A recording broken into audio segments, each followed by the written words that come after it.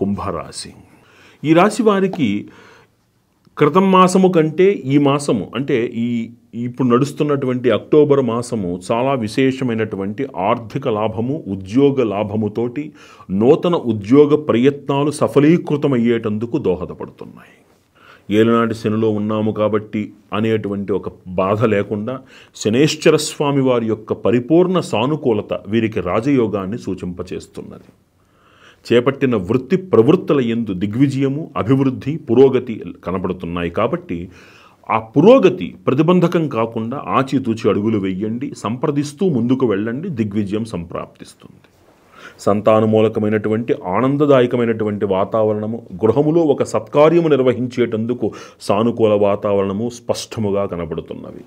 ఈ రాశిలో ఉన్నటువంటి కళాకారులకి విశేషమైనటువంటి ధనలాభము, విదేశీ ప్రయాణ సూచిక, గ్రహ నిర్మాణ, గ్రహ సంబంధమైనటువంటి శుభవార్తలు మీరు వింటారు. ఎన్నాళ్ళ నుంచో మిమ్మల్ని ఇబ్బంది పెడుతున్నటువంటి ఆ కొన్ని దుష్ట శక్తులు మీకు దూరంగా వెళ్ళిపోయేటువంటి అవకాశం, అంటే శత్రు పలాయన సిద్ధితోటి మీరు ఆనందంగా ఉండేందుకు అవకాశం ఏర్పడుతున్నది. అధికారుల అనుకూలతతోటి అనుకున్నది సాధించగలుగుతారు. మీ యొక్క ప్రతిభ సమాజానికి, కార్యవర్గానికి ప్రకటితమయ్యేందుకు అద్భుతమైనటువంటి సమయము.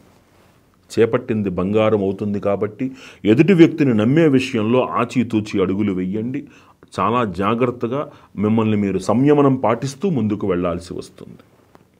ఈ రాశివారు మరిన్ని సత్ఫలితాలు పొందడానికి ప్రతి శనివారము శనేశ్వర స్వామి వారికి తైలాభిషేకము లేదా మాసములో ఒకసారైనా మీ ఇంట్లో అఘోర పాశుపతము కానీ శక్తి పాశుపత హోమము కానీ చేయించుకోవడము, అదే విధముగా వినాయకుల వారికి క్షీరాభిషేకము చేయించటము అనేటువంటిది చాలా విశేషమైనటువంటి సత్ఫలితాలను మీకు అందిస్తుంది అని చెప్పవచ్చు.